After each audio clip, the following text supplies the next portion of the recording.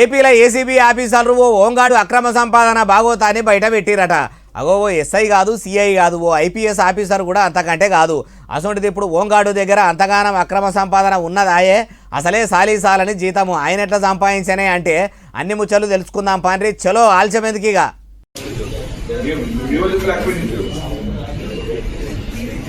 అవి చూసినరా, ఆస్మాన్ రంగు టీషర్ట్ వేసుకుని బుద్ధిమంతుని లెక్క కూర్చున్న ఈయననే హోంగార్డు పని చేస్తున్నాడు. పేరు శ్రీనివాసరావు. అయితే 17 ఏళ్ళు ఏసీబీలో పనిచేసిన శ్రీనివాసరావు సారు సర్కారు ఇచ్చే జీతం తీసుకున్నాడు ఏమో గాని లంచాలైతే మంచిగానే తీసుకున్నాడట.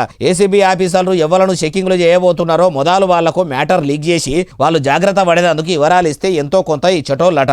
అందుకే మ్యాటర్ ఎట్లా లీక్ అయిందని అనుమానం వచ్చిన అవినీతి నిరోధక శాఖ వాళ్ళు ఈయన గారి మీద కన్నేసి ఉంచితే అసలు ముచ్చట తెలిసి సస్పెండ్ చేసి పోలీసులకు అప్పచెప్పిరట. మొత్తం ఆస్తుల చిట్టా బయటపడ్డదట. 1 కోటి కాదు, 2 కోట్లు కాదు, ఏకంగా 20 కోట్ల దాకా అక్రమ సంపాదన మొత్తం పరిబద్దలైందట.